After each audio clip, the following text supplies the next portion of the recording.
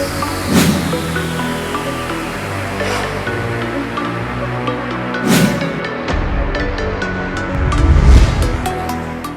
Hello welcome to వింతలు విచిత్రాలు. ప్రపంచంలో జరిగిన కొన్ని వింతలు విచిత్రాల గురించి ఈరోజు మనం చర్చించుకుందాం.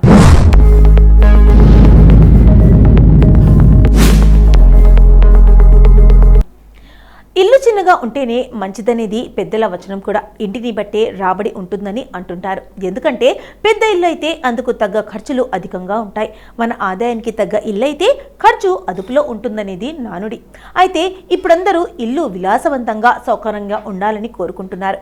పైగా అలా ఉండటం ఓ స్టేటస్ ఆఫ్ సింబల్గా కూడా మారింది. అందుకే ఇప్పుడు నగరాల్లో 2 బెడ్రూమ్ 3 బెడ్రూమ్ విల్లా అంటూ సందడి చేస్తున్నారు. కానీ ఇలాంటి ట్రెండింగ్ వాతావరణంలో ఓ భారత సంతతి తల్లి మాత్రం చిన్న ఇల్లే ముద్దు అని అంటుంది. అది ఎలాగో ఆమె మాటలను చూద్దామా?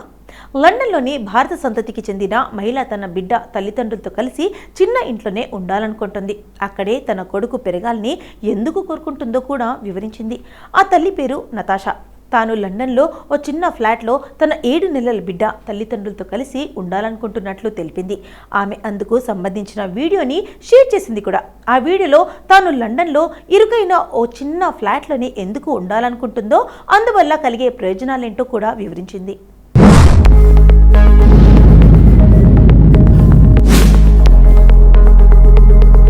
నిజానికి తాము బిడ్డ పుట్టక ముందే పెద్ద ఇంటికి మారాలని భావించామని, అయితే కొన్ని అనివార్య కారణాల వల్ల నిర్ణయం మార్చుకుంటున్నట్లు వీడియోలో వివరించింది. అలా నిర్ణయం తీసుకోవడమే తనకు ఎంతో హెల్ప్ అయిందని అంటుంది ఆవిడ. చిన్న ఇంట్లో బిడ్డతో గడపడం అనేది కూడా ఓ టాలెంట్తో అంటుంది నటాషా. ఇలా ఎప్పుడైతే చిన్న ఇంట్లోనే ఉండాలనుకుంటున్నామో అప్పటి నుంచి ఖర్చుల పట్ల ఫోకస్ పెరుగుతుంది. అలాగే పరిమిత స్థలంలో ఇమిడిపోయే వస్తువులకు ప్రాధాన్యత ఇస్తూ అనవసర ఖర్చులను అడ్డుకట్టు వేస్తాం. అలాగే ఇల్లు చిన్నగా ఉంటే అస్తమాను శుభ్రం చేస్తూ క్లీన్గా ఉంచుకునే యత్నం చేస్తాం. దీంతోపాటు బిడ్డ అవసరాలను త్వరగా గుర్తించగలిగే వెసులుబాటు కూడా ఉంటుందట. విశాలంగా పెద్దగా ఇల్లు ఉంటే ఒక్కొక్కళ్ళు ఓ మూలాన ఉంటారు. పిల్లాడి ఏడుపు శబ్దం వినకపోయే అవకాశం ఎక్కువగా ఉంటుంది. వాళ్ళ పక్కన తాత లేదా అమ్మమ్మ ఉంటే పర్వాలేదు, లేదంటే అంత్య సంగతులని చిన్న ఇల్లు గొప్పదనని తనదైన శైలిలో భలే అందంగా వివరించింది నతాషా. అయితే నెటిజన్లు ఆమె చెప్పిన దానికి మద్దతిస్తూ ఇది సరైనదే గాక అర్థవంతమైనదే అని కితాబు ఇచ్చారు. అంతేకాదు, ఇలా చిన్న ఇంటిలో జీవనం సాగిస్తున్న వాళ్ళందరికీ ఆమె చెప్పిన లాభాలు ఎంతగానో నచ్చాయి కూడా.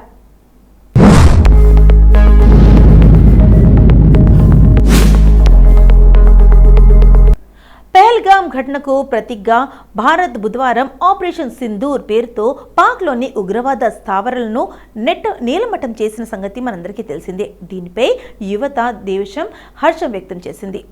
అయితే ఈ నేపథ్యంలో భారత్ పాక్ దేశాల మధ్య తీవ్ర ఉద్రిక్తత పరిస్థితులు ఏర్పడ్డాయి. పూర్తి స్థాయిలో ఇరు దేశాల యుద్ధం దిశగా కదులుతున్నాయి.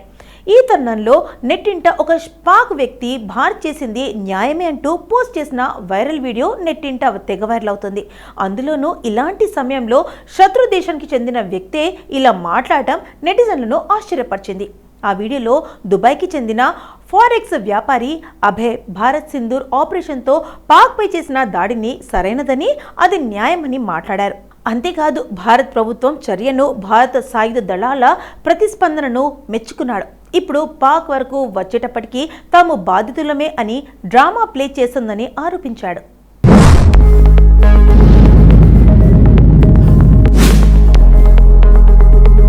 పహల్గామ్ పర్యటనకు వచ్చిన 26 మంది అమాయకులను పొట్టన పెట్టుకున్నప్పుడు ఏమైంది ఇదంతా అని నిలదీశాడు.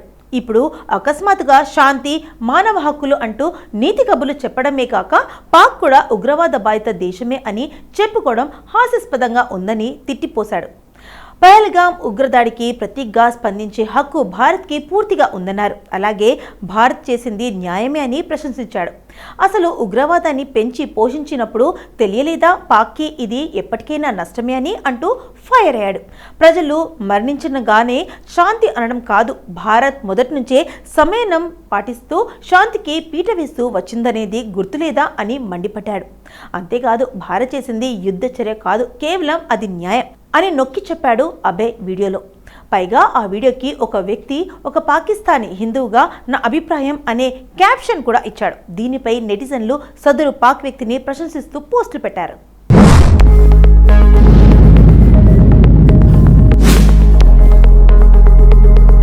పక్షులు ప్రకృతి యొక్క అద్భుత సృష్టి. వాటి రంగురంగుల ఈకల కిలకిలలు శబ్దాలు మనల్ని ఎప్పుడూ ఆకర్షిస్తాయి. కానీ కొన్ని పక్షులు తమ అసాధారణ వేగంతో కూడా ఆశ్చర్యం కలిగిస్తాయి. ఆకాశంలో రాకెట్లా దూసుకెళ్తే ఈ పక్షులు వేటాడటం, ప్రయాణించడం లేదా ప్రమాదాల నుండి తప్పించుకోవడం కోసం తమ వేగాన్ని ఉపయోగిస్తాయి. అలాంటి వేగవంతమైన పక్షుల గురించి ఇప్పుడు మనం తెలుసుకుందాం. పెరిగ్రీన్ ఫాల్కాన్ ఈ పక్షి ఆకాశంలో రాజు. గంటకు 240 నుంచి 380 కిలోమీటర్ వేగంతో డైవ్ చేసే పెరిగ్రీన్ ఫాల్కాన్ ప్రపంచంలోనే వేగవంతమైన జీవి. వేట సమయంలో ఇది గాలిలో సైనిక విమానంలా దూసుకెళ్తుంది. దీని శరీర నిర్మాణం, పదునైన కళ్ళు, బలమైన రెక్కలు దీని అసాధారణ వేగంతో ఎగిరేలా చేస్తాయి. గోల్డెన్ ఈగల్ గంటకు 128 నుంచి 192 కిలోమీటర్ వేగంతో డైవ్ చేస్తుంది. దీనికి బలమైన రెక్కలు, శక్తివంతమైన పంజాలు వేటలో దీనికి సహాయపడతాయి.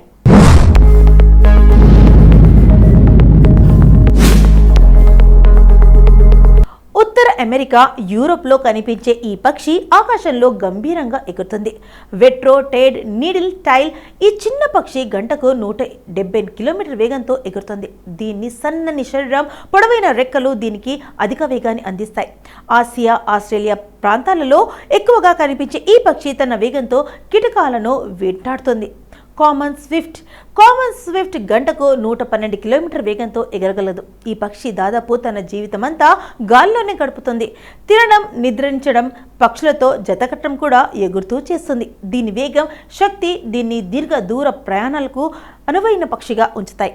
ఆస్ట్రేలియా హాబీ గంటకు 100 కిలోమీటర్ వేగంతో ఎగిరే ఈ చిన్న ఫాల్కాన్ ఆస్ట్రేలియా ప్రాంతాల్లో సాధారణం. ఇది చిన్న పక్షులకు కీటకాలను వేగంగా వేటాడుతుంది. దీని చురుకైన కదలికలు దీన్ని వేగవంతమైన వేటగాడిగా చేస్తాయి.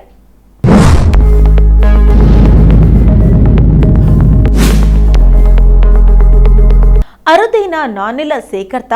ఈస్ట్ ఇండియా బ్రిటిష్ నిజాం కాలం నాటి నాణేల సేకరణ. ఆ యువకుడికి చిన్నప్పటి నుంచి నాణేల సేకరణ అంటే ఎంతో మక్కువ. వ్యవసాయ విస్తరణాధికారిగా పనిచేస్తూనే సేంద్రియ సాగు పద్ధతులు అవలంబిస్తూనే నాణేల సేకరణను అభిరుచిగా మలుచుకున్నారు. డిజిటల్ యుగంలో తెలియపడుతున్న నేటి తరానికి మన ఘన చరిత్రను అందించడమే లక్ష్యంగా ప్రత్యేకత చాటుకుంటున్నారు.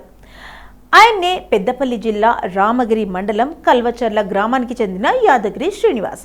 స్వాతంత్రం రాకముందు, వచ్చిన తర్వాత చాలా మందిలో ఉన్న పలు నాణేలను ఆయన సేకరించి భద్రపరిచారు. ఎవరి వద్ద ఏదైనా పాత నాణం ఉందని తెలిస్తే చాలు వారి వద్దకు వెళ్లి మరీ దానికి సేకరించి భద్రపరుస్తున్నారు. 7వ తరగతి చదువుతున్నప్పుడు తండ్రి యాదగిరి రాయమల్లుకు చెందిన గోలీ సోడా బండి వద్ద ఉండేవారు. ఈ సందర్భంగా కొనుగోలుదారులు ఇచ్చే నాణేలను చూసిన శ్రీనివాస్ అప్పుడే వాటి సేకరణపై అభిరుచి పెంచుకున్నాడు. అప్పుడు తన నాన్నమ్మ యాదగిరి బోధమ్మ వద్ద గల తూటు అంటే రంధ్రము నాణెతో సేకరణ ప్రారంభించారు. అప్పటి నుంచి పలు రకాల నాణేల గురించి తెలుసుకుంటూ వాటి సేకరణ అభిరుచిగా మార్చుకున్నారు.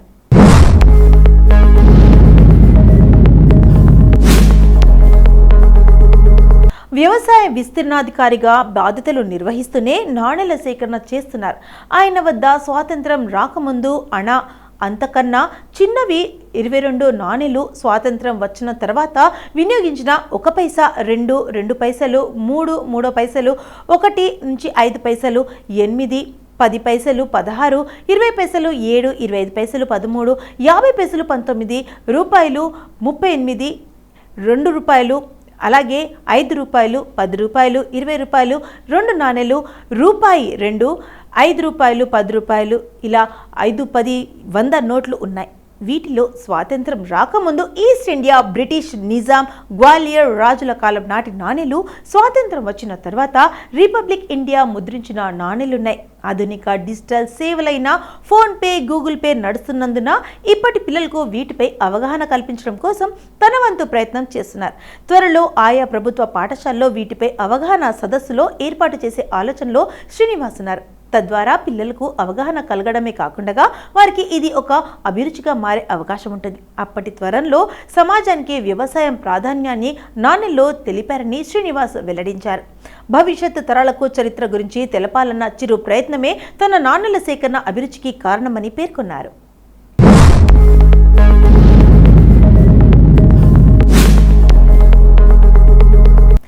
చేతిలో ఐఫోన్, ముంజేతికి రోలెక్స్ వాచ్ ఉన్నవాడు కాదు రిచ్ కిడ్ అంటే. ఇస్తాంబుల్ ఎయిర్పోర్ట్లో బర్గర్ తినవాడే నిజమైన రిచ్ కిడ్. ఎందుకంటే ఈ ప్రపంచంలో అత్యంత ఖరీదైన విమానాశ్రయాల్లో ఇస్తాంబుల్ ఎయిర్పోర్ట్ ఒకటి. అక్కడి తినుబండారాల ధరలు ఏకంగా అంతరిక్షానికే దాటేస్తున్నాయి.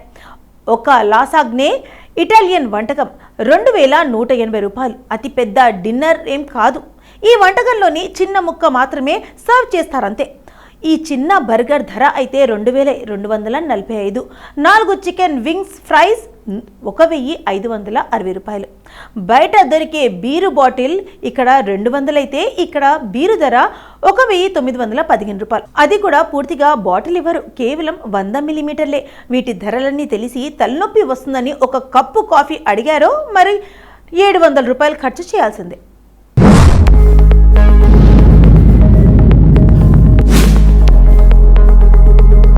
ఇక అది తెలిసి బీపీ పెరిగిందని కనీసం అరటిపండు కొనాలనుకుంటే 535 రూపాయలు ఖర్చు చేయాలి. చివరికి మంచినీళ్ళు అయినా తాగి గొంతు తడుపుకుందాం అనుకుంటే లీటర్ వాటర్ బాటిల్ 300 రూపాయలు.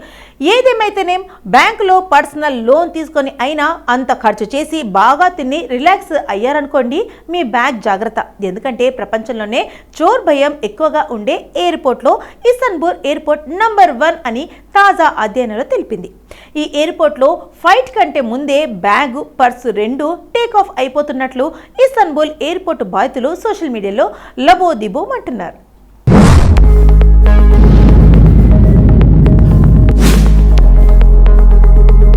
సో ఇదండి, చూసారు కదా ప్రపంచంలో జరిగిన కొన్ని వింతలు విచిత్రాల గురించి ఈరోజు మనం చర్చించుకున్నాం కదా. మరి రేపు ఎపిసోడ్లో మళ్ళీ కలుద్దాం. అంటే టేక్ కేర్, బాయ్.